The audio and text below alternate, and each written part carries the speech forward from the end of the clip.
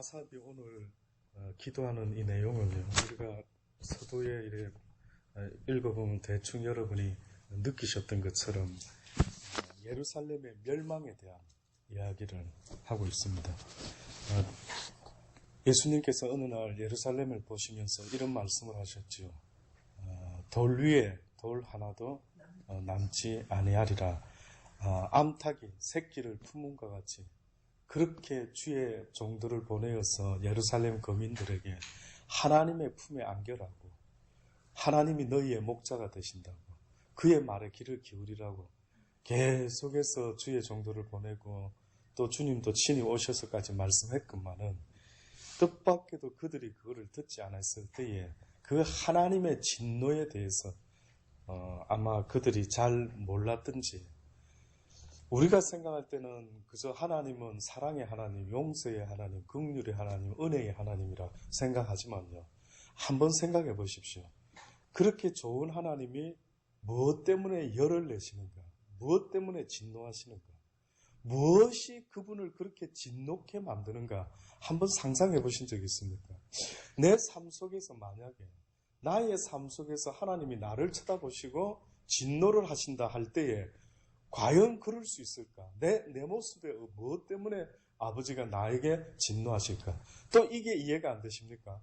그러면 만약에 여러분이 자녀를 키울 때에 보통 자녀에게 화도 내기도 하고 적당히 화내기도 하고 많이 화내는데 어떠한 모습을 보게 되면 여러분 생각할 때 내 육신의 자녀라 할지라도 이거는 용서가 안 된다 할 정도의 어떤 분노가 막 어떤 이렇게 치솟아가지고 이거 도대체 어떻게 하지 하고 분노를 쏟아낼 수밖에 없는 어떠한 것이 있다면 여러분은 뭘 것 같습니까? 무엇이 내 자식인데도 내 백성인데도 불구하고 예루살렘 위에 돌 하나 돌도 남기지 않고 다 썰어버리겠다라고 하는 것. 사실 하나님의 분노, 진노 속에는요, 어떤 단어가 하나 더 붙어야 되느냐 하면 질투라는 게 더 붙어야 됩니다. 우리 아시죠, 여러분? 여인이 뭔가 질투하면 막 어떻게 합니까?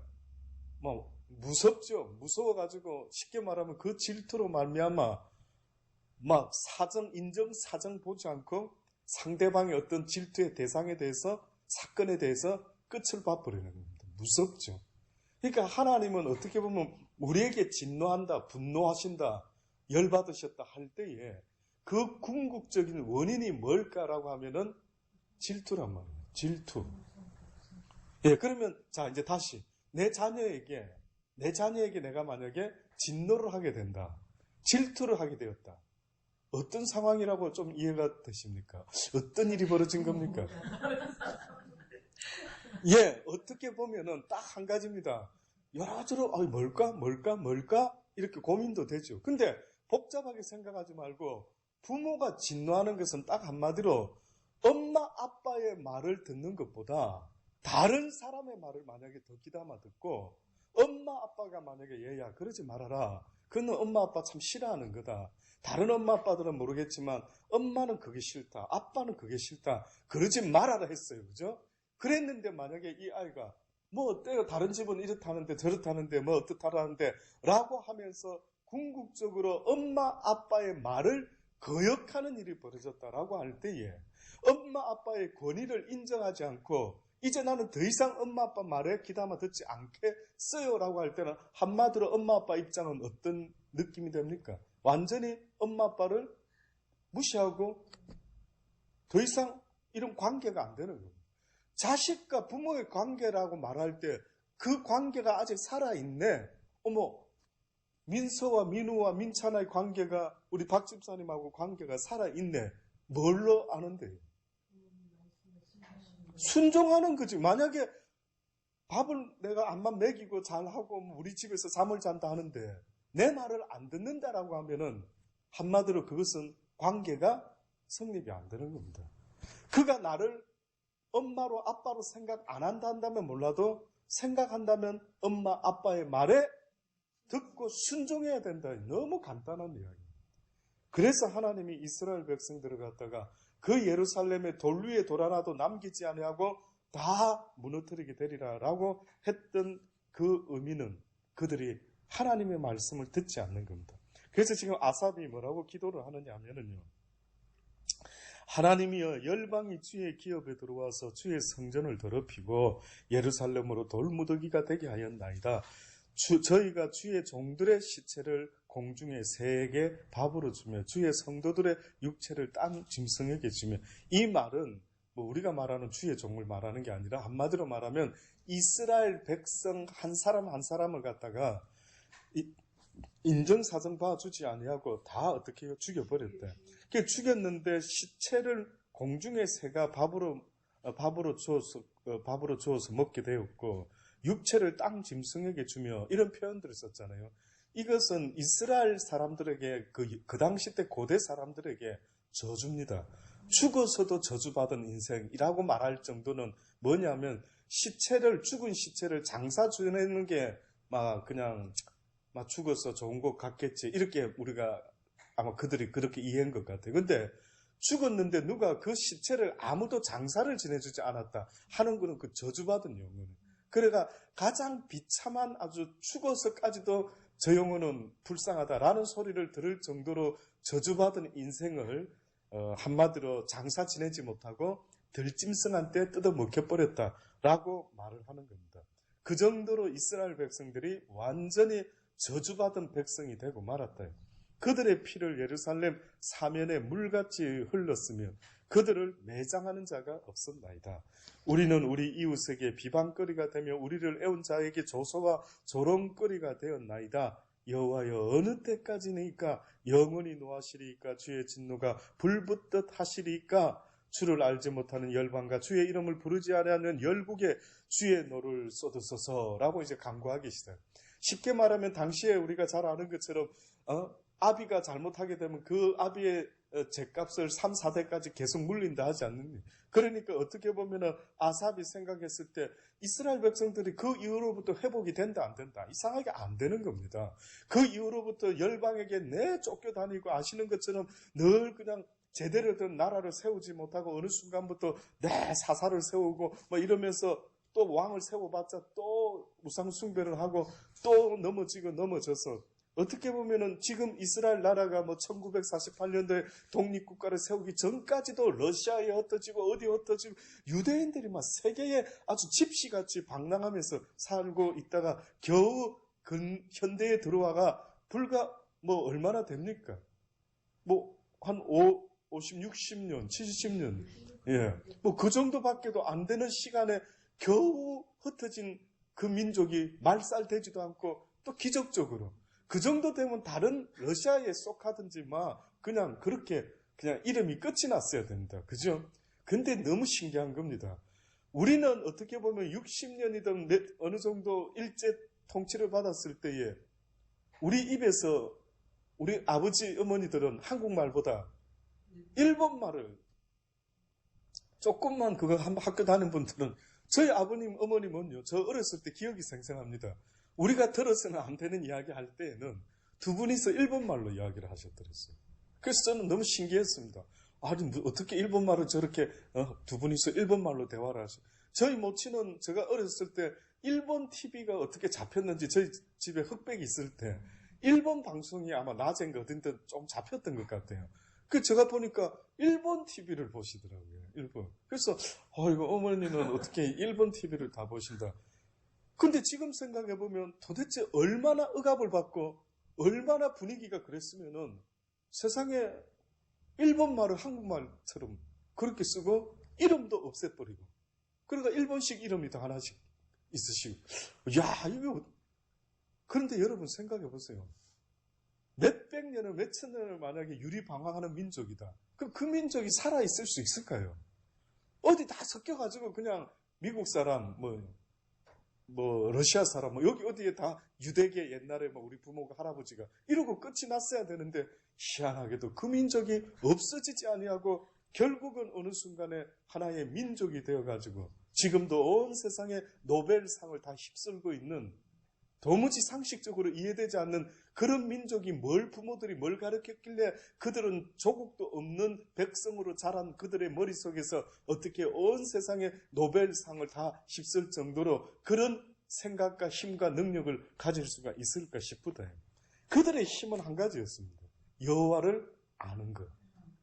그들이 그들 되게 하고 그들을 묶을 수 있었던 것은 우리는 하나님이라는 전능자의 택함 받은 민족이다라는 이 자부심이요. 그들이 어디 흩어져 있어도 항상 같은 하나님을 알고 있었고 같은 유대인의 공통점을 그들은 스스로 인정하고 하나 될 수가 있었다는. 지금도 흩어져 있는 유대인들이 예루살렘으로 돌아오려고 back to the Sion 이렇게 제루살렘 이런 말 들어보셨죠? 예루살렘으로 돌아오라도 언젠가 예루살렘에 흩어진 모든 유대인들이 다 돌아오면은 그때 주의 재림이 이 땅에 임하게 될 것이다. 이렇게까지 그들은 희망을 가지고 모든 유대인이여 예루살렘으로 모여라고 외치고 있는 겁니다. 그런데 이제 이렇게 돼야 되는데 어느 때까지 도대체 기미가 안 보이니까 아마 이 아삽이 어느 때까지니까 정말 이 심정은 우리도 알지 않겠습니까? 정말 우리도 살아가면서 어떤 일들 때문에 특히 우리 교회를 위해서 기도할 때에 아버지요 왜 전도의 문을 열어주시지 않습니까? 어느 때까지니까 무슨 이유가 있습니까? 우리가 세상 것 구한 것 아닌데 어떻게 해서 이렇게 가만히 두십니까? 라고 하는 그 안타까움과 똑같을 수는 없을는지 몰라도 저는 그 심정은 비슷하지 않을까. 그 간절함은 안타까움은 저 역시도 제가 아는 하나님이 온 땅에 전파되기를 간절히 누구보다도 원하지만 이것이 내 뜻대로가 아니라는 것을 알기에 도대체 아버지여 어느 때까지니까 당신의 때는 어느 때 왜 지금까지도 가만히 침묵만 하고 계십니까? 라는 안타까움을 생각할 때에 이 아삽의 마음이 바로 그러한 마음이 아닐까라고 한번 생각을 해보는 겁니다. 주를 알지 아니하는 열방과 주의 이름을 부르지 않은 열국에게 제발 주의 너를 쏟으시고 이렇게 주를 찾고 구하는 우리에게 긍휼을 베풀어 주옵소서라고 말하는 것 아닙니까? 저희가 야곱을 삼키고 그 거처를 황폐케 함이니이다. 우리 열조의 제약을 기억하여 우리에게 돌리지 마옵소서. 우리가 심히 천하게 되었사오니 주의 긍휼하심으로 속히 우리를 영접하소서. 이렇게 기도를 해랍니다. 하나님이여 어느 때는 기미가 안 보여도 때가 언제쯤 몰라도 내가 너희들에게 원하는 것은 간절합니다. 제가 지난주에 시를 이렇게 실었을 때에 지난주입니까? 지지난주입니까? 기억나십니까? 내용? 제가 다시 한번 카톡으로 아마 이제 보낼 텐데 거기에 보면 이런 표현이 있습니다. 하나님의 은혜를 사모하는 자, 갈망하는 자, 그에게 그 은혜가 임하게 된다. 그러니까 갈망과 사모함의 마음이라는 것은 꼭 두레박과 같다. 우물가에 가서 그 우물이 있단 말이에요. 그죠? 이 우물 시원한데 목마른데 한 잔 마시고 싶은데 보니까 뚜레박이 없어요. 그 뚜레박이 있어야 이 시원한 우물을 길어서 마시는데 하나님의 은혜를 원해요. 근데 아버지 말씀은 네가 내 은혜 받기를 원하느냐? 네가 나에게 긍휼함을 얻기를 원하느냐? 그게 뭐 좋은데요? 그게 왜 좋은 줄 아십니까?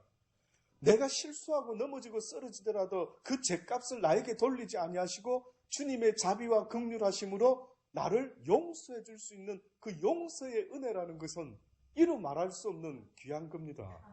아이들이 자라다가 잘못했어요. 그러면 엄마가 판단해서 요거 혼낼까 말까 둘 중에 하나를 결정하겠죠. 혼을 낼 수도 있지만 만약에 이 아들이 엄마 나를 긍휼히 여겨서 용서해줘 할 때 그 긍휼의 마음을 가질 수 있다라고 하는 이것은 누구 하기에 달렸느냐 하면 네가 하기에 달렸다. 네가 용서받기 원하느냐? 그래서 뚜레박이 뭔가 봤더니만 특별히 은혜를 얻을 수 있는 사람에게는 이 뚜레박은 간절히 갈망하고 사모하는 자의 몫이다라고 말씀합니다. 계속 그것이 이루어질 때까지 또 이루어지고 있는 과정 속이라더라도 쉬지 말고 아버지는 계속해서 구하고 갈망해라라고 말씀을 하고 있습니다. 우리 열조의 제약을 기억하여 우리에게 돌리지 마시고 우리가 심히 천하게 되었사오니 주의 긍휼하심으로 속히 우리를 영접하소서. 용서해 주소서. 아무리 죄가 있다 하더라도 아버지 그 죄값을 헤아리지 마시고 덮어주시는 은혜를 나에게 허락하여 주옵소서. 우리 구주의 하나님이여 주의 이름의 영광을 위하여 우리를 도우시며 주의 이름을 위하여 우리를 건지시며 우리 죄를 사하소서. 결국은 우리를 사시되 우리의 죄를 사해 달라는 것은 결국 주의 이름을 위하여, 주의 이름의 영광, 주의 이름을 위하여 그렇게 하소서라고 말하는 거예요. 그러니까 쉽게 말하면은 주의 자비와 긍휼하심이 이와 같이 크다. 죄인들을 대할 때 모든 율법은 어떻게 보면 다 죄값을 치르게 하는데 뜻밖에도 우리가 믿는 그 여호와 하나님은 그 죄를 우리에게 돌리지 아니하시고 오히려 용서라고 하는 놀라운 은혜가 있으니 이 용서를 통해서 만국의 열방들이 이스라엘 백성들아 너희의 하나님은 과연 자비와 긍휼하심이 참으로 많으신 하나님이거든요. 신약에서도 똑같이 말했습니다. 예수 그리스도가 우리를 용서해줬던 시점, 십자가에 달려서 우리의 죄를 사하여 주셨던 그 시점이 우리가 사해 주세요, 용서해 주세요라고 했던 때였습니까? 아니었습니까? 아니었습니다. 단지 바로 그 직전에 누가 나타나서 어떤 설교를 했다고요? 세례 요한이 나타나서 회개에 합당한 열매를 맺으라고 비로소 너희가 잘못됐다라고 누군가가 지적을 해줬는데 그게 바로 세례 요한이 지적을 해요. 그러니까 세례 요한이 모든 선지자의 마지막 사람이 세례 요한이다. 말라기가 아니다. 성경은 모든 그 선지자들의 어떤 예언, 앞으로 어떤 일이 성취될 것이다 라고 예언했던 모든 것들의 마지막 주자가 바로 세례 요한인데 왜 세례 요한이 끝이 났느냐면 이제 그 예언이 어떻게 됐기 때문에 이루어지고 성취되었기 때문에 이제는 더 이상 선지자들이 의미가 필요가 없다라는 겁니다. 그 다음 선지자가 안 나와요. 그 다음 누가 나타납니까? 선지자 대신에. 예, 예수님인데 이제 우리가 볼 때 선지자 말고 예수의 제자를 뭐라? 사도들이라는 거예요. 사도. 제자와 사도의 의미가 조금 표현이 다른데 사도라는 사람은요. 한마디로 말하면 하나님의 말씀을 예언을 하면서 가르치는 자들을 사도라고 나중에 부르게 됩니다. 선지자들은 주로 뭐랄까요? 하나님의 뜻을 일방적으로 증거하는 자다, 외치는 소리다라고 한다면은 사도라고 하는 자들은 외치기도 하지만은 말씀을 가르치는 자. 언젠가 말씀드렸죠. 성경은 전도와 가르치는 일이 있다라고 말했죠. 그 전도라는 것은 무엇이 전도를 했습니까? 그 당시 때 우리 교회 나와보세요. 예수 믿으세요. 복 받습니다. 이게 전도를 했습니까? 아니랬죠. 뭐가 전도라고요? 회개하라. 천국이 가까웠다가 전도였습니다. 그들이 듣든 듣지 않든 너희가 가서 외쳐라고 했는데 뭘 외칠까요? 라고 봤더니만 가서 외쳐라. 회개하라고 외쳐라. 그러니까 오늘 이 시대가 뭐가 잘못돼도 어떤 면에서는 한참 잘못된 겁니다. 다들 하는 말이 예수 믿고 뭐 받아랍니까? 복 받아라고 합니다. 말은 맞을 수 있죠. 예수 믿고 복 받는. 근데 우리가 그 말하면 세상 사람들이 무슨 복 말합니까? 천국 복 말합니까? 이 땅의 육신 가운데 필요로 하는 것을 많이 얻는 것을 그들은 복이라고 생각하잖아요. 그러니까 복음을 전하면서 뜻밖에도 하나님의 뜻대로 복음을 전하는 게 아니라 희한하게 세상의 논리로 예수 믿으면 복 받습니다. 하나님은 그래 전하지 말아랍니다. 그러지 말고 회개하라.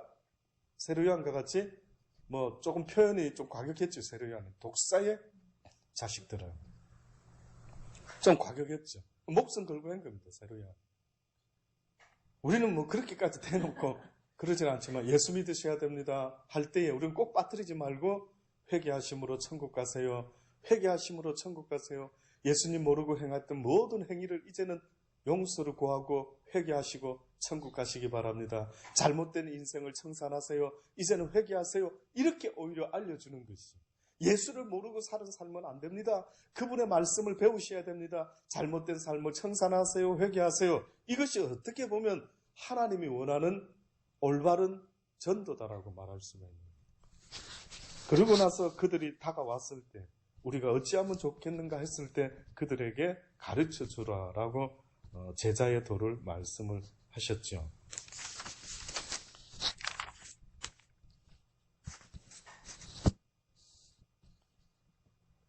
13절에 보면 마지막 결론이 이렇게 표현했습니다. 그러하면 주의 백성 곧 주의 기르시는 양된 우리는 영원히 주께 감사하며 주의 영예를 대대로 전하리이다. 여기에 우리는 신약 성경을 통해서 잘 알고 있는데 뜻밖에도 이 아삽은요, 우리가 주의 기르시는 뭐라고 비유했습니까? 양이다. 그러면 주는 뭐라고 하는 말입니까? 나의 목자도 되신다. 이 말이 뜻밖에도 누가복음 10장에 한번 찾아보십시오.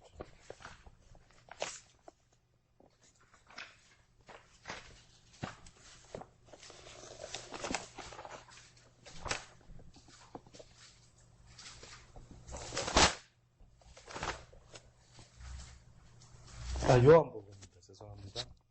요한복음 10장. 거기 우리가 잘 아는 이야기죠. 선한 목자 대신 예수님 이야기가 나오는데 양과 목자의 관계가 어떠해야 된다라는 것을 지금 이 아삽이 결론을 양으로 비교를 했단 말이죠.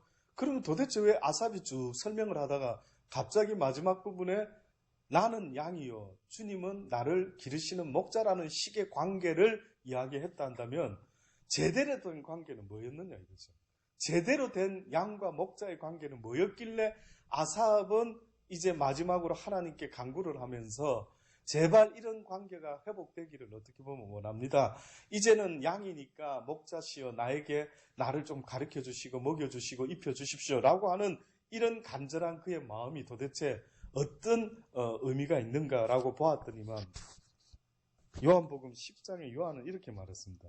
내가 진실로 진실로 너희에게 이르노니 양의 우리의 문으로 들어가지 아니하고 다른 데로 넘어가는 자는 뭐라고요? 절도며 강도요. 문으로 들어가는 이가 양의 목자라. 문지기는 그를 위하여 문을 열고 양은 그의 음성을 듣나니 그가 자기 양의 이름을 각각 불러내어 인도하여 내느니라. 자기 양을 다 내어놓은 후에 앞서가면 양들이 그의 음성을 아는 거로 따라오되 타인의 음성은 알지 못하는 거로 타인을 따르지 아니하고 도리어 도망하느니라. 지금 이 설명은 무슨 설명이냐면요. 그 당시 때에 양을 칠 때에 이제 들판에서 양을 치지 않습니까? 그러면은 뭐 내 집까지 다 몰고 오는 것 같은 느낌이 들지만은 그런 경우도 있겠지만은 많은 양을 치는 사람들은 이 양들을 갖다가 들판에서 해가 질 때쯤 되어가지고 이거를 어디로 이제 옮기는데 아마 모든 양들을 함께 넣어놓는 우리가 있었던 모양입니다. 모든 양을 함께. 그럼 다 섞여버리죠. 내 양, 네 양이 다 섞이는 겁니다. 근데 우리 생각할 때 어머나 양한테 뭐 찍어놨나? 뭐 이런 표시를 해놨나? 목에다 뭘 이름표를 매달았나? 여러분 그 생각이 들지 않습니까? 우리도 양을 잘 모르니까. 그런데 신기하게도 지금 이 이야기를 들어보면은 뭐라고 설명했냐면 양의 우리에 내 양, 네 양이 다 있는데 양의 우리를 지키는 청지기가 문지기가 하나 있고 그 다음에 이제 해가 떠서 이제 양을 끄잡아낼 때에 누가 있다고요? 각자의 목자들이 나타나가 이제 양을 자기 걸 데리고 나가는데 여기 보니까 뭐라고 자기 양을 위해서 어떻게 합니까? 그의 자기 양의 이름을 각각 불러 있다. 와 이거 웃긴데. 아니 양한테 이름을 뭐 붙여놨나 어쩌나 모르겠지만 붙여놓았는지 있는 모양입니다. 그러니까 목자와 양만 아는 사인이 뭐가 있는 모양입니다. 그러니까 이 말로 근거로 하면은 목자가 하나하나 부를 때마다 그냥 부르지 않고 야 이 점돌아 이렇게 부르고 야 점순아 이렇게 부르고 이름을 다 붙여놨던 모양이에요. 그래서 자신의 이름을 목자가 부를 때 우리가 강아지 키울 때 아시죠? 야 루비 이리 와 이러면 하다가 자기 이름 부르면 쫓아오는 양들이 그랬던 모양입니다. 대단하지요. 그러니까 어떻게 보면은 양의 이 기라는 이 감각은요 멍멍이들의 감각보다도 더 예민한 모양입니다. 더 발달되어 있는 모양, 저 느낌에. 키워보지는 않았지만 왜? 이 정도 수준이면 멍멍이 수준을 넘어서는 것 같아요. 그러니까 어떻게 보면 양은 그 대신 뭐가 약하다고요? 눈이 약하답니다. 한치 앞을 잘 못 본답니다. 그래서 앞에 선두가 만약에 하고 이렇게 가다가 낭떠러지로 떨어지면은요 뒤쫓아 오는 애들은 야 그 스톱 이렇게 안 오고 그냥 안 보이고 같이 다 떨어진다. 그러니까 그들은 주로 움직일 때 귀를 기울이고 무슨 소리를 듣고 누가 인도를 해줘야 되는데 그 소리를 누가 인도하느냐 하면 바로 목자들이 그 양들을 들려주면서 인도를 했던 거예요. 근데 뜻밖에도 그 우리 안에서 양을 끄잡아낼 때에도 각각의 이름을 부른다. 놀랍죠? 상당히 영적인, 우리가 마지막 때에 주께서 나팔 소리 천지 진동할 때에 뭐라고 합니까? 나의 이름 부르소서. 그럼 내가 여기 있나이다 하고 아버지 앞에는 야, 생명책에 이름이 기록되어 있어야 된답니다, 여러분. 진짜 어떻게 보면 웃을 이야기가 아니죠. 딱 그날에 출석부 딱 들고 와가지고 만약에 우리가 신입반 편성을 다 했는데 딱 어느 반, 뭐 3학년 1반 딱 들어가 앉아 있는데 자, 출석 부르겠습니다 하는데 내 이름 안 불렀다. 이게 어찌 된 일입니까? 나 이 반 아닌가? 당황스럽죠. 근데 만약에 여러분 한번 상상해 보세요. 아버지 나라 앞에 딱 가서 이제 나는 천국 가겠지 하고 하는데 자, 천국 들어올 분들 이름 부릅니다. 김말순 뭐 누구 또 쭉쭉 부르는데 내 이름이 안 보이는 겁니다. 안 들면 저는요, 너 누군데? 저 누군데요? 가만히 있어봐, 이름 있나 보자. 봤을 때 이름이 만약에 없으면은 들어갈 수 있을까요? 없을까요? 없대요. 그래서 아버지가 뭐랍니까? 생명책에 기록되지 아니한 자는 결단코 내 나라에 들어올 수 없다. 마지막 때의 생명책에 내 이름 되죠. 그래서 모세가 뭐라고까지 중보 기도를 했습니까? 당신의 생명책에서 내 이름을 지울지라도 이 이스라엘 백성들을 용서하여 주옵소서라고 대단한 이야기를 한 겁니다.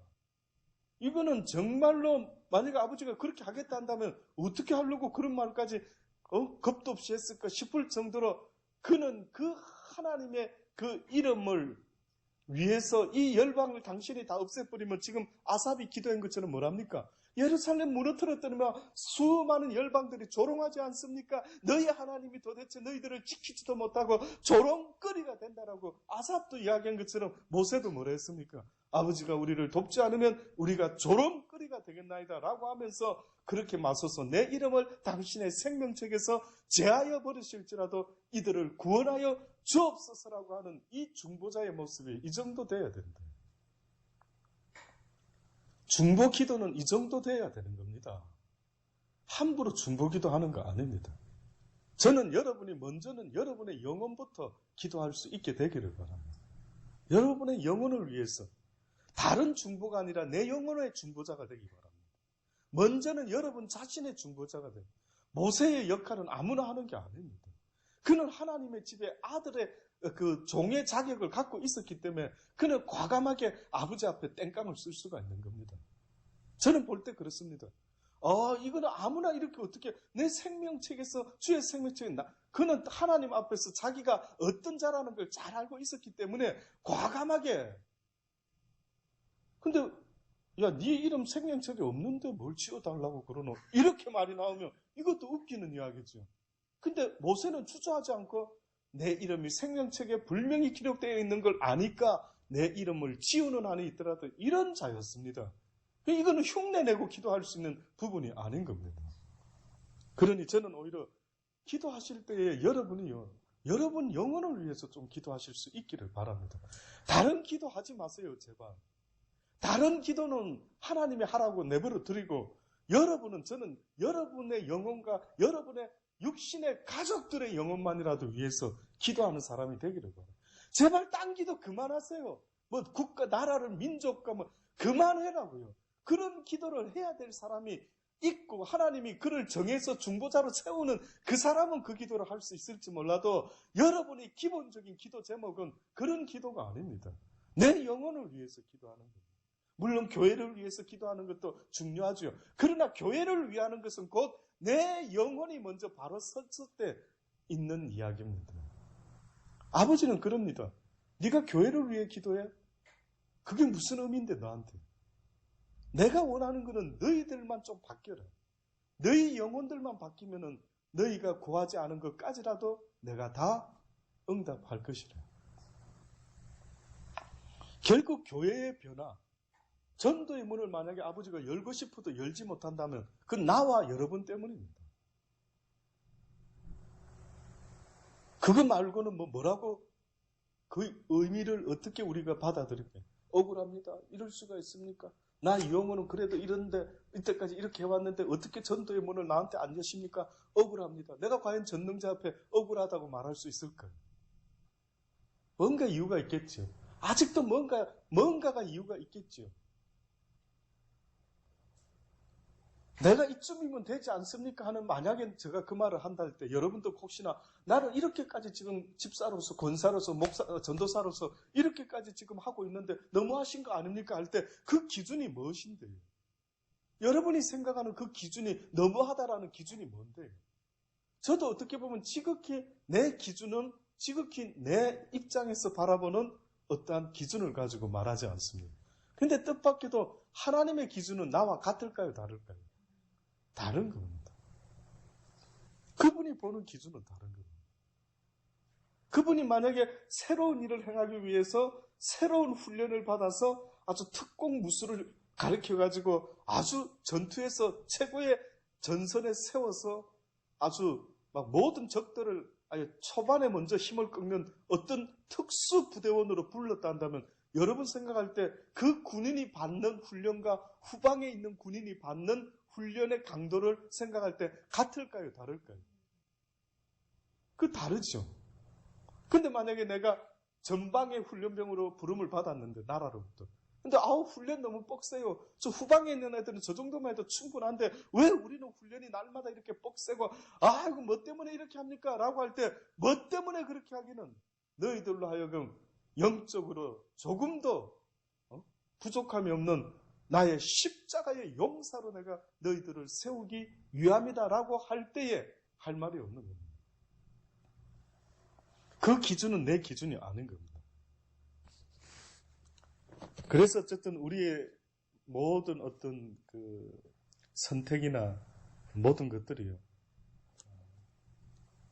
주님의 뜻 가운데 그 말씀을 듣고 더 애쓰라 한다면 애를 쓰는 이런 관계가 어떻게 보면 양과 목자의 관계다. 그 양이 목자가 이렇게 해라 저리로 오라 하면 양은 무조건 그냥 가는 것 말고는 답이 없는 겁니다. 더 오라 하면 더 가고 멈춰라 하면 그냥 멈추고 이쪽으로 갑자기 가다가 오른쪽 가다가 그냥 목자가 갑자기 뒤쪽으로 따라와 이러면 또 그냥 뒤쪽으로 따라가면 그뿐입니다. 그래서 자기 양을 다 내어놓은 후에 앞서 가면 양들이 그의 음성을 아는 거로 따라온다. 자, 여기서 그의 음성을 안다고 할 때 여러분 생각은 이게 무슨 의미입니까? 그의 음성을 안다. 물론 다른 목자와 목소리가 색깔이 다르다. 이렇게 말할 수 있겠죠. 그러면 오늘 우리 시대에 과연 하나님이 말씀하려는 것은 단지 그 뜻일까요? 뭐가 다르다 이거죠. 하나님의 말씀의 그 내용, 그 복음, 그 진리가 뭔가 세상에서 나온 이 싹군의 소리와 하나님의 진리의 소리는 다르다. 분별이 돼야 된다. 근데 어떤 이는 아무리 이게 진리다. 회개하세요. 전도는 회개입니다. 라고 하는데 나 그거 싫어. 복 받으세요. 나 저쪽이 마음에 들어. 이렇게 간단 말이에요. 그럼 우리 생각을 또 이상하다. 왜 저런 걸 듣지? 왜 저런 소리를 믿지? 그럼 뭐라고 말합니까? 성경은. 그는 내 양이 아니다. 그는 내 양이 아니다. 내 양이라 한다면은 비록 좁은 문으로 가는 길인 걸 알면서도 이상하게 이 길을 가는 겁니다. 이상하게 내 이웃을 내 몸과 같이 사랑, 그러고 싶지 않는데, 그럼 나는 뭡니까? 이러고 싶은데, 하나님의 말씀이, 그 말이, 상식 밖에 그 말이, 이게 맞는 것 같다. 그러니까 내 양은 내 목자의 음성을 듣고, 그들은 그걸 따라오게 되겠다. 타인의 음성을 알지 못하는 거로, 타인을 따르지 아니하고, 도리어 어떻게 한다고요? 도망가야 되는데, 지금도 여러분 아시죠? 주변에 많은 사람들 가운데 도망가지 못하고 이건가 하고 그냥 그곳에 계속 몸담고 있는 사람도 얼마나 많은지. 우리 엄마 때부터 할아버지 때부터 이 교회 다녔으니 그 교회에서 무슨 목사가 서너 번 바뀌어도 내하고 맞든지 내하고 다르든지 전혀 은혜도 안 되고 도무지 어느 순간부터 느낌이 없다라고 하면서도 그냥 그러고 있는 그들의 모습은 놀랍죠. 대단합니다. 우리는 맛있다라고 하는 식당 다니다가도 주방장이 바뀌어가 음식 맛이 조금만 달라도 어떻게 합니까? 그만 가죠. 근데 너무 놀라운 거, 교회는 목사가 계속 바뀌어도 3대째, 4대째 만약에 온 힘을 다해서 다니고 있다. 그럼 여러분 볼 때 어떻게, 우리가 참 좋은 집안이네. 저 집안은 믿음이 되게, 여러분 볼 때 믿음이 되게 좋은 집안 같습니까? 예? 여러분, 그러니까 예수님도 하도 어이가 없으셔가지고 다 이제 흩어졌을 때, 베드로야, 너도 떠나겠느냐 물어봤죠. 근데 뭐라고 말했습니까? 그러면 생명의 말씀이 여기 있다가 그 생명의 말씀이 저기 있으면 어떻게 한다는 말입니까, 베드로는? 따라간다라는 말이죠. 무슨 놈의 의리가 어디다 갖다 붙여가지고 무슨 희한한 의리가 있는 거죠. 희한한 의리가. 저는 그게 너무 놀랍더라고요. 너무, 그러니까 막 계속해서 은혜도 안 되면서 계속해서 그냥 그 한 곳에 정해놓고 그렇게 다니고 있는 거예요. 과연 이 시대가 하나님이 그걸 보셨을 때 뭔가 이 소리가 아니다 싶으면 용각산도 뭐라고 합니까? 흔들어서 이 소리가 아니면 뭐 이건 용각산이 아니다 이러는데 내 양들은 내 목자의 음성을 듣고 이게 아닌데 싶으면 어떻게 하라고 성경이 말합니까? 찾아라는 어디 가만있어 내 목자 목소리가 왜 그거를 안 찾느냐 이거죠. 왜 목마른 사슴처럼 왜 진리를 안 찾느냐 이거죠. 내 양은 찾아란 말이에요. 내 양은. 하나님의 양들은 벌써 들리는 소리가 다르면 이거 아닌데 가만있어 이런 설교 아닌데 이런 목소리 아닌데 찾아란 말이죠. 그 찾다가 못 찾으면 기도해야죠. 아버지 당신의 종을 보내소서. 당신의 선한 목자를 좀 보내주소서. 내 영혼이 목마르나이다. 내 영혼이 이상하게 진리가 아닌 소리 때문에 내 영혼이 왜 이렇게 괴로운지 말할 수가. 왜 그거는 안 괴로운가. 희한한 세상인데. 음식은 조금만 내 입에 안 맞아도 이건 못 먹겠어. 짜. 달아. 이런 소리는 금방금방 반응하면서 어떻게 진리의 소리를 못 듣고 살아가는데도 그냥 살아가고 있는 이 시대가 한 사람도 없단 말인가. 하나님의 양은 다 죽었단 말인가.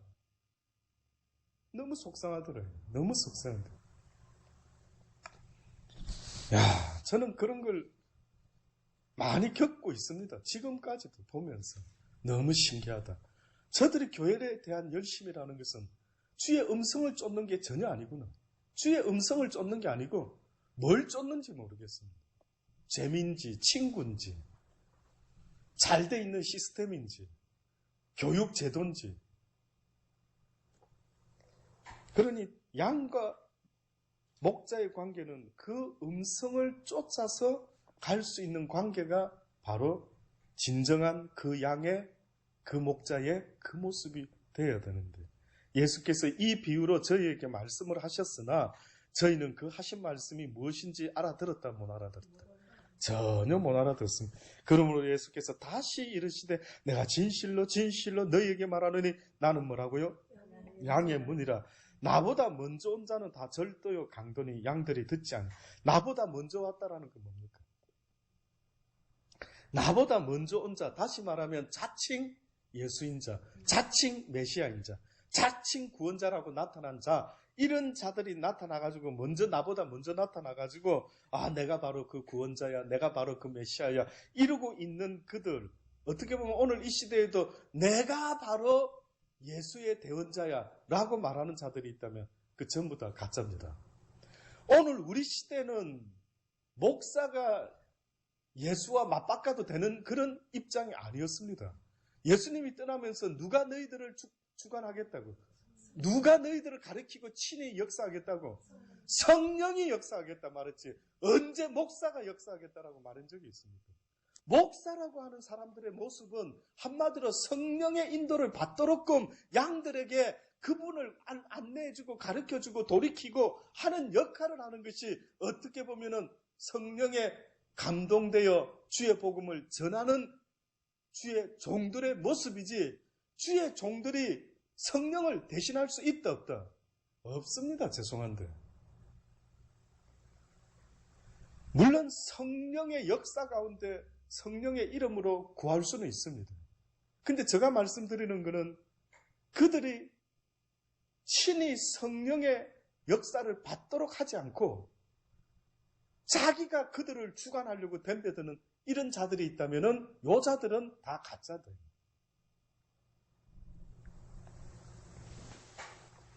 근데 그런 자들이 있더라.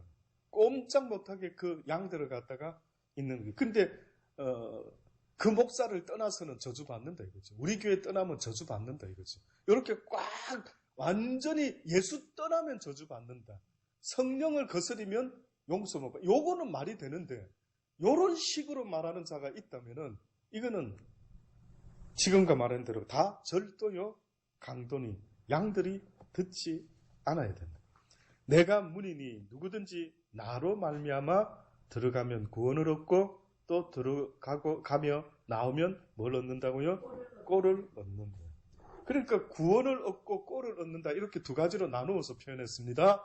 구원이라고 하는 것은 결국 믿음을 이야기하는데 믿음은 무엇을 들으면서 주의 말씀을 들으는 거예요. 이 말씀을 지금 이 요한복음에서 예수님은 친히 그걸 뭐라 했냐면 꼴이다라고 이렇게 말해요. 그리고 왜 십자가의 사건을 만찬을 하실 때 최후의 유월절을 보내실 때에 이 포도주는 뭐라고 했습니까? 내 피요 이 떡은 뭐라 했습니까? 내 살이라. 내 피와 살을 먹고 마시지 않으면 나와 상관이 없다. 그 유독 왜 꼴이라는 표현을 여기서는 꼴로 했는데 왜 그때는 이 피와 살이라고 하는 살벌한 이야기를 했을까? 왜 그때는 피와 살이라고 하는 좀 분위기가 살벌하잖아요. 듣는 사람이 부담스럽잖아요. 어머, 우리가 어떻게 예수님 피를 먹고 예수님 살을 뜯어먹어? 어머, 이게 뭐야? 식인종이야? 뭐야? 이렇게 좀 부드럽게 들어가고 나가면서 꼴을 먹는다. 뭐 이러면 분위기가 좋잖아요. 근데 뜻밖의 그게 왜 그런 줄 아십니까? 예수 그리스도께서 십자가를 앞두고 십자가를 지기 직전에 그렇게 말씀하셨던 것은 한마디로 말하면은 너와 내가 상관이 있으려고 하면은 내가 십자가에 피 흘려 죽는 그것은 곧 나의 일이 아니라 너의 일도 되어야 된다. 그러니까 여기 구원이라고 했을 때에 먼저 구원이라고 했을 때에 다른 말이 필요 없고요. 예수님이 나의 죄 때문에 십자가에 피 흘리고 살을 찢겼다라고 하는 요 십자가의 도의 말씀을 믿는 자의 모습을 성경은 어떻게 보면 피를 마시고 살을 먹는다라고요. 그래서 먼저 믿음으로 말미암아 무엇에 나가야 된다. 믿음으로 말미암아 이제는 하나님의 말씀을 배우고 결국은 믿음에 이르게 된다. 그러니까 성경에서 믿음으로 말미암아 믿음에 이르게 된다라고 한 것은 어떤 내용은 잘 모르겠다. 어떤 내용인지는. 그런데 한 가지 분명한 믿음이 필요로 하는 내용, 첫 번째 믿음이 필요로 하는 내용이 뭔가 들여다봤더니만 의외로 다른 게 아니라 십자가에서 피 흘려 죽으신 예수님의 피와 살의 사건이 곧 너와 상관이 있어야 된대. 아, 나 때문이었구나. 그분의 피와 살을 마신다라는 것은 다시 말하면 예수님이 나 때문에 이렇게 피와 살을 찢기셨구나 하는 사실을 잊지 말아라고 하면서 마지막 유월절을 보내신 겁니다. 안 그러면 너와 내가 상관이 있다 없다? 없다. 자, 그래서 그걸 믿고 왜 나 때문에 내가 어떻게 했길래 나의 죄 때문에 돌아가셨을까라고 좀 더 이제 알고 싶은 자들이 나오지요. 베드로가 처음 설교할 때 베드로가 사도행전에서 무슨 설교를 했습니까? 이 설교인 겁니다. 너희들 죄 때문에 십자가에 못 박여 죽었다라고. 그랬더니만 그 다음 그들이 설교 듣고 뭐라고 했습니까? 그러면 우리가 어찌하면 좋을까? 우리가 어떻게 살아야 되지? 이래 배우기를 원했던 거예요. 그러나 이제 지금 요한복음에서는 예수님이 뭐라고 말하면 나는 문이다라고 말하면서 나로 말미암지 않고는 나한테로 들어오지 아니하면은 구원을 얻을 수 없고 나에게로 들어오면 어떻게 한다고요? 구원을 얻고 또 들어가며 나오며 뭘 얻게 된다고요? 꼴을 얻게 돼. 진리의 말씀을 얻게 될 것이다. 이 표현뿐만 아니라 예수님은 아예 우리가 너무 잘 아는 말씀이죠. 내가 곧 길이요 진리요 생명이다 이렇게 말해요. 내가 곧 길이다. 하나님께 갈 수 있는 길이요. 내가 곧 진리요. 그럼 내가 바로 내 말을 잘 듣는 이 꼴을 먹는 자는 어떻게 해요? 이 길로, 이 생명의 길로 이제는 나아갈 수가 있게 돼요. 예, 길과 진리와 생명을 얻게 됩니다. 그러니까 길이라고 할 때 또다시 설명하자면 내가 곧 길이라 할 때 너희가 먼저는 십자가의 이것을 아멘이 돼야만 이제 길이 시작된 겁니다. 이제 그 길을 들어선 겁니다. 이것을 또다시 말하면 그전까지는 내 죄 가운데 이 죄 문제가 해결이 안 되고 그냥 어둠의 길에서 살았단 말이에요. 어둠의 길에서. 그런데 어느 날 길을 바꿨대, 이 나그네가. 이 나그네가 어느 날 갑자기 엉뚱한 길로 싹 들어선 거라. 근데 보니까 무슨 길로 들어섰나 봤더니까 내 죄를 대신하여 이 어둠의 죄악의 삶에서 나를 위하여 십자가에 달려 죽어주신 십자가의 길을 누가 하나 내줬대. 새로운 길을 열어줬대. 어머나 어머나 그런 길이 있습니까? 해서 이제는 새로운 길로 딱 들어섰는데 그 길이 십자가의 길인데 그 길이 어디까지 연결되어 있다고요. 시온의 대로가 되어 영원한 하나님의 나라에까지 연결. 그러니까 우리 인생길이라고 말하는 것은 어떤 사람은 아직도 어둠의 길에서 걸어가고 있고 어떤 사람은 이제 새로운 길로 걸어가는데 우리가 걸어가는 길은 어디까지 닦아져 있다고? 하나님의 나라 천국까지 닦여져 있대. 그전에는 천국이고 뭐고가 늘 가도 끝이 없고 어둠 가운데 멸망의 길을 갔다고, 죽음의 사망의 길로 갔다고 말하지 않습니까? 이제는 달라졌답니다. 주님이. 이제는 너희의 가는 길은 시온의 대로인데 비록 좁은 문이라 할지라도, 좁은 길이라 할지라도, 찾는 이가 적다 할지라도, 비록 협착한 문이라 할지라도 이 길이 어디까지 이어져 있다고요? 천국까지. 자, 그런데 이 길을 인도하는데 이 길의 음성을, 목자의 소리를 듣고 움직인다 할 때 성경은, 주님은 내가 곧 길이요, 그 다음 뭐라 했다고요? 진리를. 주의 말씀. 주님 입에서 나오는 모든 말씀은 곧 진리다. 이게 바로 꼴이다 이거예요. 양들이 먹어야만 될 꼴이다. 하나님의 백성들이 먹어야만 될 꼴이다. 그러니 날마다 우리와 같이 예배를 드리고 말씀을 묵상하고 읽고 듣고 깨달아서 그 가운데 지켜 행하려고 하는 이것이 없이는 안 된다라고. 육신의 밥은 하루 건너뛰어도 뭐라고요? 날마다 말씀을 읽지 않는 것은 네가 한 끼 금식하면 어떤 기분이 드느냐. 그래서요, 내가 지금 하나님의 인도함을 받는다 못 받는다를 뭘로 알 수 있느냐 하면 날마다 말씀 곱하야 됩니다. 그리고 말씀을 읽을 때마다 이게 나와야 됩니다. 또 말씀을 들을 때마다 그거죠. 근데 깨달음이 없어. 이상하게. 잘 한번 느껴보세요. 은사도 있고 뭐 기도도 유창하게 잘하고 교회도 안 빠지고 다 있어. 딴 건 다 해. 3대째 같은 교회에 막 배반하지 않고 막 이거 우리 할머니가 지은 교회 뭐 이러고 끝까지 자리를 차지하고 살아갑니다. 그런데 어느 날 성경을 읽어도 느낌이 별로 없어요. 여러분은 어떻습니까? 말씀을 들어도 어느 순간부터 잘 안 들려요. 네, 그냥 빨리 끝났으면 싶고. 여러분 스스로를 진단해 보시라고. 지금 내 영적 상태가 어떤지를 진단해 보세요. 그래서 말씀과 기도가 중요한데 사단이가 역사할 때 어떤 면에서는 어떻게 장난질을 하냐면 이렇게 합니다. 기도 많이 해. 아, 기도 많이 하고 있네. 말씀은 조금 좀 부족해도 돼. 성경은 덜 읽어도 돼. 성경 말씀은 덜 사모해도 돼. 기도 많이 하면 되지. 기도 많이 하면. 자, 이렇게 또 합니다. 그러다 또 어떤 사람한테는 성경 많이 읽어. 성경 열심히 들어. 기도는 안 해도 돼. 바쁘잖아. 기도는 막 쉬엄쉬엄 천천히 막 길에 다니면서 해도 되고. 이런 식으로 말씀과 기도가 성경은 계속해서 말하죠. 이게 함께 가야 된다. 이게 함께 안 가면 문제가 생긴다. 말씀만 아는 사람이 성경에서 누구였습니까? 어떻게 보면. 말씀은 기가 막히게 알았던 사람이 그렇게 예수님이 지적했던 거예요. 이 사람들은 기도할 때도 달랐습니다. 바리새인들은 기도할 때 어떻게 했습니까? 누구를 의식하며 기도했습니까? 사람을 의식하며. 그래서 기도가 얼마나 유창했는지 해가지고 막 사람들 볼 때 저 사람은 기도도 잘한다. 어머나 저 사람은 어째 저렇게 금식 기도도 빠지지 않고 날마다 하는구나. 그래서 사람들한테 바리새인들은 어떤 사람이라고, 저 사람 믿음 좋은 사람, 저 사람 기도 많이 하잖아, 저 사람 헌금 잘하잖아, 저 사람 전부 다 그런 소리를 듣는 부류였습니다. 근데 하나님이 중심을 보는데 누구의 기도를 오히려 들으셨다 했습니다. 세리와 창기와 과부의 어떻게 보면 기도들. 근데 그들은 뭐라 기도했습니까? 기억나십니까? 뜻밖의 기도 내용이 완전히 달랐습니다. 바리새인들은 기도는 뭘 했습니까? 나는 이들과 같이 나쁜 짓 안 하고 나는 저것들 같이 가난하지 않고 주님의 복을 받아 이렇게 잘 먹고 잘 살고 있으니 이게 다 하나님의 은혜입니다. 지금도 이런 기도 안 하는 사람이 있는 것 같아요. 지금도 보면은 우리는 아버지 하나님께 너무 복 받았어요. 나는 가끔 그럴 때 무슨 복 받으셨는데 물어보고 싶어요. 복 받았어요? 무슨 복요?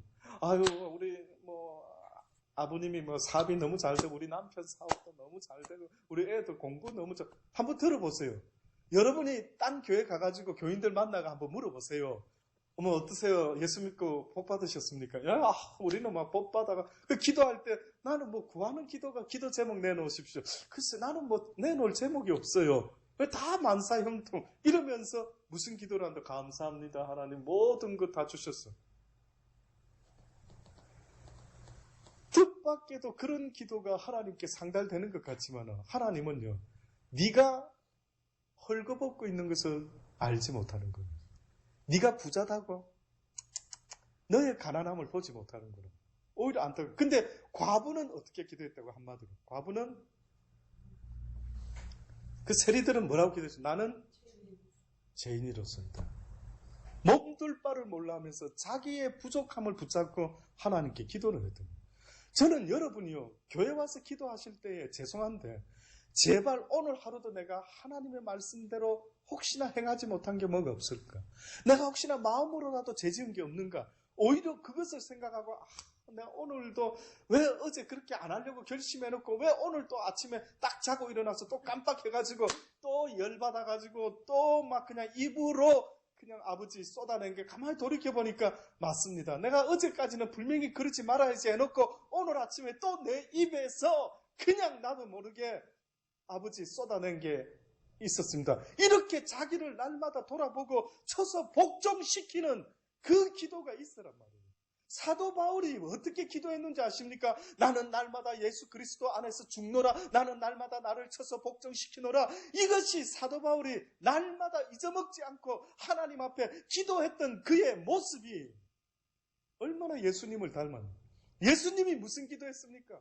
내 뜻대로 되지 말게 하시고 내 아버지의 뜻대로 되기를 원하나이다. 이 기도가 어찌 그리 힘들었는지 땀방울이 핏방울 되도록 기도를 했는데 여러분은 무슨 기도하느냐고요. 왜 자기 영혼을 위해서 중보 기도를 안 하느냐 이거죠. 왜 사람들은 자기 영혼이 혹시나 하나님 앞에서 두렵고 떨림으로 어제까지 은혜 받았다가 오늘 또 열받아가 뒤집어 엎고 있는 거 아닌가 빨리 돌아봐라고 아버지가 말하지 않습니까? 그러니 뭘 잘못 배워도 습관이 희한하게 붙어가지고 기도를 해라면 중언부언을 하고 앉아있는 거예요. 중언부언. 무슨 뜻입니까? 중언부언이.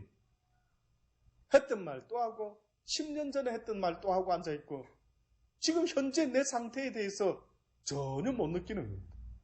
그러니까 그 입에서 회개의 기도는 전혀 안 나오고 남 기도만 하고 앉아있는 거예요. 하나님이 시킨 사람은 제외죠. 당연히. 그러나 하나님이 원하는 것은 먼저 네 영혼을 좀 쳐다보고 기도해라. 네 영혼을. 이것이 바로 날마다 어떻게 보면 나를 쳐서 복종시키며 하나님께 나아간다라고 했던 바울의 간절한 삶의 기도가 바로 우리의 기도가 되어야 된다라고 저는 분명히 믿습니다. 도적이 오는 것은 도적질하고 죽이고 멸망시키라 하는 것뿐. 내가 온 것은 양으로 무엇을 얻게 하겠다고요? 생명. 이제 다 나왔죠. 꼴, 구원, 생명 다 나왔습니다. 결국은 주님이 주는 이 진리의 말씀은 무엇을 살리는 말씀이라고? 내 영혼 살리는 생명의 말씀이다. 생명을 얻게 하고 어떻게 또 얻게 한다고요? 풍성히 얻게 하라. 충분히 얻게 해가지고 영혼이 막 그냥 기쁨과 즐거움 속에서 차고 넘쳐가 그 넘침이 옆 사람한테까지 흘러갈 정도로 우리 흔히 세상에서 해피 바이러스 이런 말 하죠.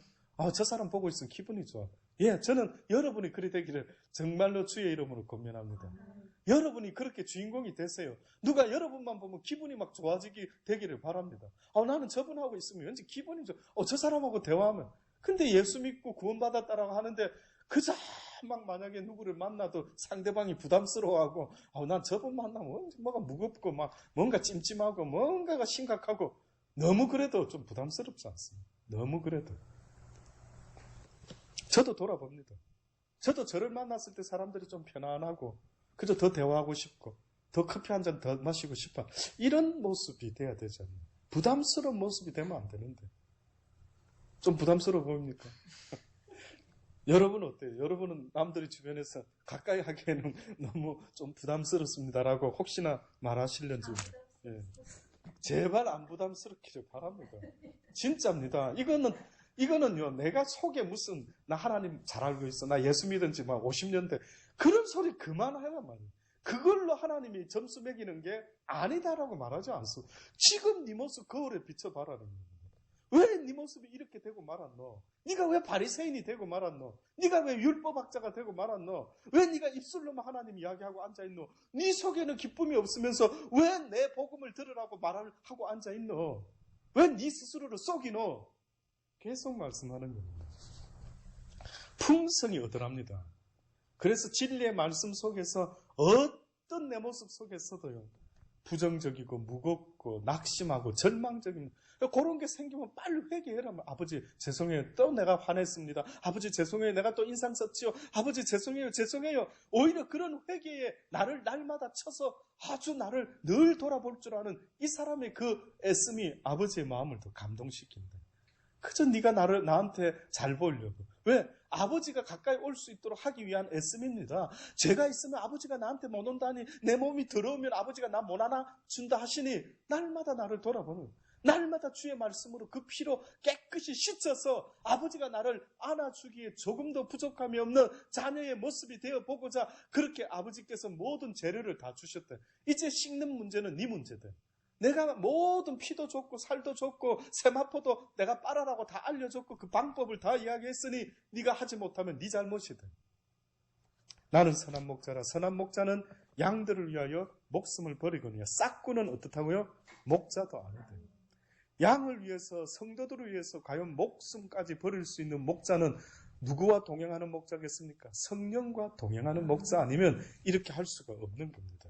그러니 성령이 함께하는 목자들은 결단코 양을 보고 도망갈 수가 없다. 또다시 말하면 양이 힘들어하고 어려워하면 그 영혼을 위해서 기도해주고 몸부림치고 내 일처럼 내 삶 속에 지금 이런 일이 나한테 벌어진 것처럼 그 사람 붙잡고 기도하게도 되고 그가 다가오지 못할 때 중보기도를 하게 되고 이런 간절한 모습, 이것이 바로 싹꾼이 아닌 참 목자의 모습이다. 근데 싹꾼은 그렇게 안 한답니다.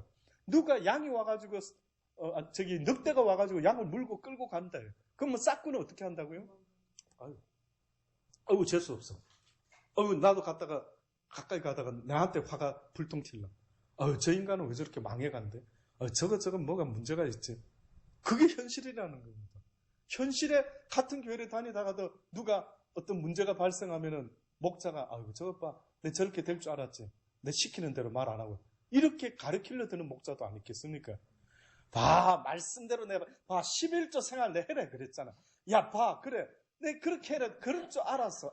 네가 그거 안 하더니만 그 이꼴을 당하는 거 아니야. 이런 소리 한 번쯤 주변에 들어보셨습니까? 안 들어보셨습니까? 여러분 생각할 때 이게 참 목자의 입에서 나올 수 있는 것 같아요? 아니면 싹꾼 입에서 나오는 것 같습니까? 이게 싹꾼이라고 지금 성경이 말하는 거 아닙니까? 어떻게 지 자식이 그런 일이 벌어지면은 그렇게 말할 수 있습니까? 달려가가지고 위로하고 힘내거라 네가 어째 그랬을 거야. 아빠가 잘 가르칠 거 내가 잘못 가르친 것 같다. 이렇게 말해도 천찬을 파는데 아니면은 진짜 참 목사는 내가 더 잘 가르칠 걸. 내가 저 사람한테 시간 있을 때 그때 기도를 좀 더 해줄 걸. 오히려 그렇게 해주지 못해서 안타까워하면서 내가 다 부족해서 하나님 나를 봐서라도 저 사람을 용서하시고 이렇게 나와야 되는 게 이게 참 목자의 모습이다라고 그렇게 말씀하는 거예요.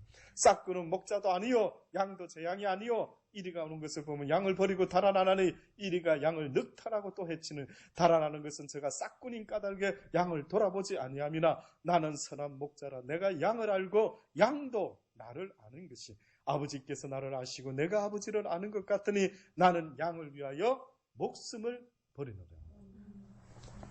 또 이 우리에 들지 아니한 또 다른 이야기 합니다. 잘 한번 들어보세요. 지금 이 우리에 들지 아니한 다른 양들이 내게 있어 내가 인도하여야 할 터이니 저희도 내 음성을 듣고 한 무리가 되어 한 목자에게 있으리라. 이 이방인에 대한 이야기. 이방인에 대한. 예, 이게 비밀입니다. 이 똑같은 말을 하시다가 갑자기 내 양도 있지만 어때요? 또 다른 우리에 들지 않은 어떤 한 무리가 있는데 그들도 역시 내 음성을 듣게 될 것이고 또한 내가 그들도 인도하게 될 것이다. 그러니까 유대인들은 그들만의 하나님으로 자꾸만 그렇게 이야기하는데 실제는 하나님은, 주님은 모든 이들의 주가 되신다라고 말씀하고 있는 겁니다. 아버지께서 나를 사랑하시는 것은 내가 다시 목숨을 얻기 위하여 목숨을 버립니다. 이런 것도 말씀을 드리자면 정말 시간이 더 필요할 정도입니다. 아버지께서 나를 사랑하시는 것은 내가 다시 목숨을 얻기 위하여 목숨을 어떻다고요? 자, 여쭤볼게요. 누가 만약에 권사님이 이거 무슨 뜻이에요? 경림이가 물어봤습니다. 그럼 뭐라고 말씀하실랍니까? 아버지께서, 예수님이 말씀합니다. 하늘에 계신 내 아버지께서 나를 사랑하시는 것은 내가 다시 목숨을 얻기 위하여 목숨을 버림이라.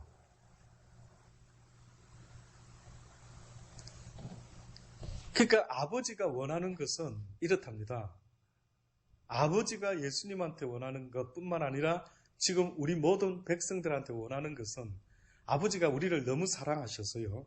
결론적으로만 오늘 여기까지만 말씀드립니다. 아버지께서 나를 너무 사랑하시는데 그 사랑의 내용이 뭔가 들어보니까 네가 좀 죽어줬으면 좋겠다. 나 사랑하신다면서요. 네가 죽어주면 좋는데 네가 제발 죽어줘야만이 어떻게 된다고요? 지금 뭐라 합니까? 다시 살아난다. 예, 그러니까 네가 다시 목숨을 얻기 위해서 제발 목숨을 먼저 좀 버려다오. 이런 희한한 이야기를 지금 하고 계십니다. 그러니까 그러면 이게 하나의 진리의 법칙입니다. 네가 다시 살고 싶으면은 영원히 죽지 않고 싶으면은 먼저 뭐 해야 된다? 네가 죽어야 된다. 그러니까 뭐가 죽어야 된다란 말입니까? 너의 육신이. 그래서 예수님이 십자가에 달려 죽을 때 뭐는 죽고 뭐는 살아났다고요? 그의 육은 죽고 영은. 그럼 바울이 또 뭐랍니까? 이제 나도 그리스도와 함께 십자가에 못 박혔느니 그런즉 이제 내가 사는 것이 아니라는 그 말은 이제는 나를 위하여 사는 인생이 아니라 하나님을 향하여 살아가는 인생으로 바뀌었다라고 하는 이 산 재물의 삶을, 죽은 재물이 아닌 살아있는 재물의 삶이라는 것은 이제는 내가 내 육을 위해서 사는 것이 아니요 오직 하나님의 말씀을 위하여 살아가는 삶. 이것이 바로 내가 죽고 다시 생명을 얻는 것이랍니다. 와, 죽으랍니다. 이게 사랑하는 하나님이 우리에게 원하는 거예요. 그러면 나를 위하여 죽고 이제는 하나님을 위하여 사는 자가 과연 나에게 어떤 일이 벌어졌다 해서 속이 상하고 화가 날 이유가 있습니까? 없습니까? 이제 내가 화가 나는 일도 뭐 때문에 화를 내야 됩니까? 주님 때문에, 주님의 뜻을 생각하면서 화가 난다. 그러면 여러분이 애통해하고 막 화가 나는 게 있다 한다면 그건 뭘 쳐다볼 때 화가 나야 됩니까? 뭘 쳐다볼 때 애통해야 됩니까? 예, 하나님의 말씀대로 모르는 사람들, 하나님을 모르는 사람들, 하나님의 뜻대로 살지 못하고 있는 사람들의 모습을 보면은 어떻게 하니까 더 답답하고 애통해야 돼요. 저게 아닌데, 저게 아닌데. 근데 우리는 이것을 지금 이렇게까지 설명을 하는데도 불구하고 내가 기도하고 애통해하는 거 보면은 꼭 전부 다가 거의가 내 뜻대로 안 될 때, 내 인생이 내 뜻대로 안 될 때 열받는 거예요. 잘 돌아보십시오. 그러면 내가 아버지께 맡겼다라고 이제 아버지를 위해 산다 할 때는 성경이 뭐랍니까? 이제 내가 살아 죽어도 아버지의 뜻이 죽는 거면은 죽겠다 이거죠. 근데 우리는 아버지의 뜻이 내 사는 거 아니겠나? 이렇게 생각하고 내가 싫어하는 것은 아버지도 싫어하신다. 뭐 이런 희한한 논리를 갖다 대면서 내가 잘 되는 게 아버지 기뻐하는 거니까 나는 절대 이 교회를 못 나가겠어. 목사가 나가라 그래! 이러고 막 싸우기 시작하는 겁니다. 그러니까 내 뜻과 아버지의 뜻이라는 게 결국 내가 나를 위해서 사는 것이라 한다면은 나에게 어떠한 어려움이 있으면 그걸 붙잡고 기도하고 뭐 하겠죠. 그러나 이제는 내 영혼을 위하고 내 가족의 영혼을 위하고 온 이 땅에 하나님을 모르고 죽어가는 저 영혼을 볼 때 그게 가장 애통이 돼야 되죠. 그게 가장 슬프다. 아, 하나님 모르고 또 누가 죽었나. 오늘도 수많은 사람이 죽어가는데 아버지 오늘도 많은 사람들이 하나님 모르고 죽어갑니다. 이 사실이 애통해져야 되는 거예요. 이것이 바로 하나님이 가장 기뻐하는 게 뭐라고 했습니까? 성경에. 하나님이 가장 기뻐하는 것, 천국에 회개할 것 없는 의인 아홉이 가만히 재짓고 앉고 그곳에 있는데도 그 사람 때문에 기뻐하지 않는데 아버지가 기뻐가 주님이 와우 오늘 잔치 한번 베풀자 까짓거 오늘 한턱 쏜다. 근데 어느 때 쏜다 그랬어요? 어느 때 주님이 한 방 쏜다니까? 한 영혼이 회개하고 돌아오면은 예수님이 한번 쏘신다. 오늘 내가 쏜다. 얼마나 기분 좋으십니까? 우리도 기분 좋으면 뭐라 합니까? 오늘 내가 한번 쏜다. 이게 이해가 되시기를 바랍니다. 그래서 내 영혼도 또 내 가족의 영혼 중에 아직도 주를 모르고 오지 못하는 그들을 위해서 아버지는 물어보십니다. 얼만큼 네가 그들을 위해서 기도했냐 물어봅니다. 네가 땀방울이 핏방울이 되도록 기도했느냐. 주님이 그렇게 기도한 것은 주님이 죽으심으로 말미암아 수많은 영혼을 살릴 수 있는 거 아닙니까? 근데 사단이는 죽지 마라 말하고 아버지는 죽으라 말하는 거죠. 그러니까 내가 죽어야 온 가족이 사는데 여러분은 어떤 기도를 했냐고 내가 물어보는 겁니다. 내가 죽어야 온 가족이 사는데 어떤 기도를 했느냐고요. 예수님은 내가 안 죽고 싶습니다라고 솔직히 육적으로 기도를 하셨지만 그러나 내 뜻대로 마시고 어떻게 해요? 아버지 뜻대로 하겠다. 그러니까 여러분이 가장 힘든 게 뭐냐면은 가족을 위해서 내가 하나님의 미랄이 되어 죽어줘야 되는데 죽지는 않고 판단하고 정죄하고 계속 그러고 앉아있는 거예요. 죽는다라는 게 뭔지 아십니까? 하나님의 미랄이 땅에 떨어져 죽는다라고 말하는 것은 사랑을 이야기합니다. 사랑의 씨앗을 말합니다. 사랑이라는 것은 죽은 것 같은데 능력이 있더라. 사랑은 오래 참고 표가 안 나지만 사랑의 씨앗은 꼭 싹을 틔우게 돼 있다라고 아버지가 말씀합니다. 근데 시간이 좀 필요하답니다. 땅속에 심겨졌을 때는 이게 죽었나 살았나 모르는데 그 씨앗이 열매 맺기 위해서는 시간이 필요하다. 예수님이 돌아가셨을 때 수많은 사람이 야 끝장났어 했지만은 그러나 그 사랑의 씨앗이 수많은 열매를 맺게 될 줄이야 누가 알았겠느냐. 누가 그분의 사랑 앞에 무릎을 꿇을 줄 누가 알았느냐. 그래서 수많은 사람들이 예수님의 복음의 그 말씀 십자가의 도를 들었을 때 그분이 나를 사랑하심으로 하나님이 나를 사랑하심으로 하나님의 씨앗이 되어 죽어주셨구나라고 깨닫고 나서부터 수많은 사람이 눈물을 흘리는 거예요. 나 때문에 죽으셨고 너희도 그리하라. 너희도 그리하라. 제발 바리새인같이 말만 둥둥둥 띄우지 말고 네가 죽는 것이 뭔지를 생각해봐라.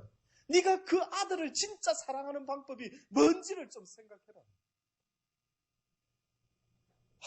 네가 남편을 사랑하는 방법을 아직 못 배웠구나. 저는 어느 때는 답답한 게 우리는 다른 건 다 배웠는데 사랑하는 방법을 못 배웠는 거예요. 사랑의 방법을 못 배웠다라고 지금 말하는 거 아닙니까? 죄송한데 여러분이 언제 사랑 배운 적 있습니까? 누구한테 배웠는데요? 언제 1년 동안 어디 학교 다니면서 교회 다니면서 뭐 배웠는데요? 사랑이 뭐라고 배웠는데요? 돌아보세요. 여러분이 지금 알고 있는 사랑의 정의가 뭔데요? 사랑이 아니고 전부 다가 이기심과 욕심으로 똘똘똘 배워가지고 뭉쳐져 있대요. 그래서 그 사랑이라는 희한한 이름을 갖다 붙이긴 했지만 나를 건드리면 그는 폭발하는 거예요. 사랑이 없는 거예요. 사랑은 나를 건드려도 어떻게 하는 겁니까? 참는 겁니다. 인내하는 거, 오래 참는 거. 사랑은 오래 참고 온유하고. 못 들어보셨습니까? 아직도 내가 살아있는 거예요. 그러니까 사랑이라는 건 전혀 귀로는 들었는지 몰라도 실제 느껴본 적은 전혀 없는 겁니다. 그저 캔디와 같이 내가 사랑할 만한 사람만 사랑하고 나를 사랑해주는 사람만 내가 좋아하고 이러지 내가 언제 핍박을 받는 원수한테까지 저들의 죄를 용서하여 주소서 저들이 하는 일을 알지 못하고 하고 있습니다. 라는 이런 사랑의 모습. 이렇게 주님이 오죽했으면 원수를 사랑하지 못하면 그것은 사랑이 아니다. 예, 할 말은 많이 있지만 저는 오늘 이 시간에 이렇게까지 여러분이 이 정오의 시간에 나와서 남보다는 좀 달랐으면 좋겠습니다. 무식한 사람들보다는 좀 달랐으면 좋겠습니다. 교회를 그냥 습관적으로 왔다 갔다 하면서 아무런 느낌도 아무런 감동도 날마다 자기를 치는 일도 없고 날마다 나는 그리스도 안에서 죽노라고 하는 이런 말도 무슨 말인지 바울이나 하는 말이겠지 라고 생각하면서 아무 생각 없는 저들을 아버지 어떻게 깨우면 좀 지난 주일에도 무감각한 것이 얼마나 문제가 심각한지 양심의 화인을 맞아가지고 이제는 피리를 불어도 그들이 춤을 추지 아니하고 그들이 애곡하고 통곡을 하는데도 남 무슨 드라마 구경하듯이 가만히 쳐다보고 있는 이런 모습.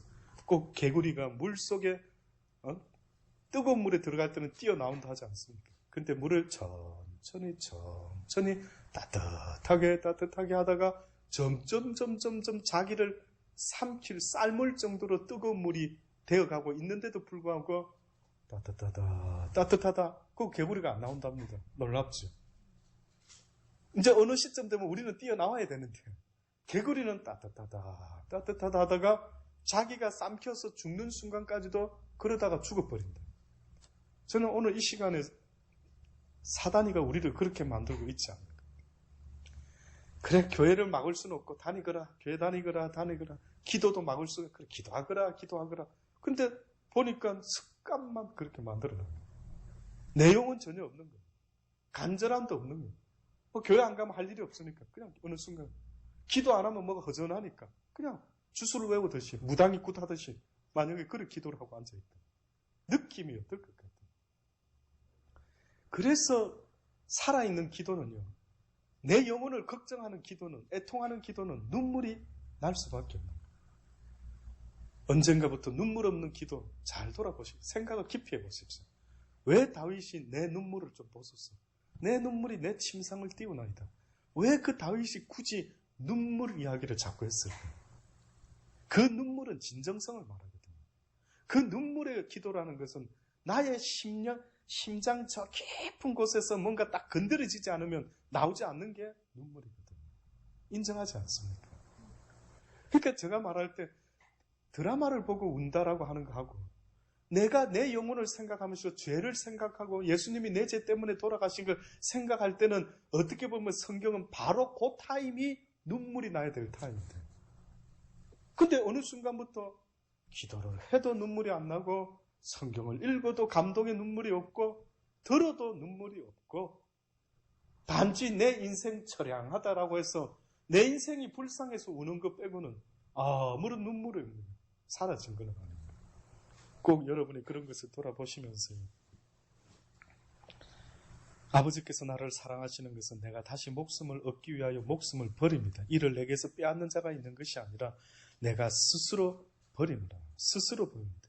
나는 버릴 권세도 있고 다시 얻을 권세도 있으니 이 계명은 내 아버지께서 받았노라. 이것이 마지막 비밀입니다. 오늘따라 왜 이렇게 자꾸 아버지가 이런 말씀들이 저 마음에 계속 두들기는지 모르겠어요. 이 이야기는 예수님께만 해당되는 이야기가 아닙니다. 이 지금 마지막에 이를 내게서 빼앗을 자, 그러니까 목숨을 버리는데 억지로 버렸다 아니면 내 스스로 기꺼이 주를 위하여 아버지를 위하여 버렸다. 이런 말했죠. 스스로. 자, 그러면은 지금 이 이야기는 예수님에게만 해당되는 것이 아니라 누구에게도 해당된다고요. 우리에게도 해당. 그럼 또다시 말할게요. 아브라함이 성경에는 나와 있지 않지만 그러나 어떤 이들은 그걸 신학자들은 말을 하더라고요. 보니까 아브라함이 이삭을 바칠 때에 무슨 소망을 갖고 바쳤을까라고 말할 때 낙담함으로 바쳤을까? 끝장났구나. 이제 내 아들 끝이구나. 이렇게 맡겼을까? 아니랍니다. 기꺼이 들이대 지금 이 말씀과 같이 내가 기꺼이 내 아들을 버리되 또한 얻을 수 있다라는 논리를 알고 있었던 거예요. 버리는 권세도 내게 있지만 얻을 권세, 얻을 믿음도 내가 갖고 있대. 주께서 원하신다면 버리기도 하지만 그러나 또한 내가 주를 믿는 믿음 가운데 그가 다시 주가 원하시면 살아 돌아올 줄을 믿습니다. 이 믿음이 그게. 이게 성경이 말하는. 그러니까 저는 여러분의 믿음이요. 이제는 주의 말씀을 위하여 내가 정령 죽으면 죽으리다 하는데 그 배후에는 뭐라고요? 내가 다시 살아날 것을 믿노라. 여기까지 와줘야만이 아버지가 그래야 죽음 앞에 서더라도 우리가 담대하게 네가 나를 죽이는 게 아니라 내가 기꺼이 도망갈 수도 있는데 지금 이 시간에 내가 숨지 않고 도망가지 않고 바울이 뭐랍니까? 예루살렘으로 누가 이 띠를 가진 주인이 올라가면 죽는데요. 이게 누굽니까? 바울이래. 바울 사도요. 올라가지 마소서 죽는답니다. 예언을 내가 꿈을 꿨습니다. 환상을 봤습니다. 그런데 도망가지 않고 뭐라고 합니까? 나 스스로 올라갈 거다. 내가 온 것이 바로 이것 때문에 복음을 어떻게 하든 내가 살아서 전하는 것도 중요하지만 예루살렘의 많은 사람들 앞에서 죽을 수만 있어도 그래서 내가 복음을 전파만 된다면 내가 기꺼이 죽음을 두려워하지 않는 모습을 보이리라. 그래서 구약에서는 무슨 비유가 있었냐면 삼손 비유가 있어요. 삼손이 살았을 때 적을 많이 물리쳤댔죠. 근데 그가 죽을 때 어떻게 했대요? 더 많은 자들을 죽였다라고 그렇게. 그러니까 성경에 하늘의 미랄이 땅에 떨어져 죽으면 끝이라고요? 더 많은 열매를 맺게 돼. 너희가 이것을 이해할 수 있겠다. 이것이 오늘 하나님이 우리에게 주는 말씀이라 믿어 심지 않습니다. 기도하시겠습니다. 주신 말씀 붙잡고 기도하는 시간 되기 바랍니다. 하나님이 주신 이 말씀이 우리의 가슴에 항상 새겨질 수 있는 복된 진리의 말씀이 되기를 원합니다. 주여 우리 모두가 이 말씀을 붙잡고 살아가게 하시고 기도하더라도 향방 없는 자의 기도가 되지 말게 하시고 주의 말씀을 붙잡고 천국을 향하는 기도가 되게 하여 주옵소서. 다 같이 기도하시겠습니다.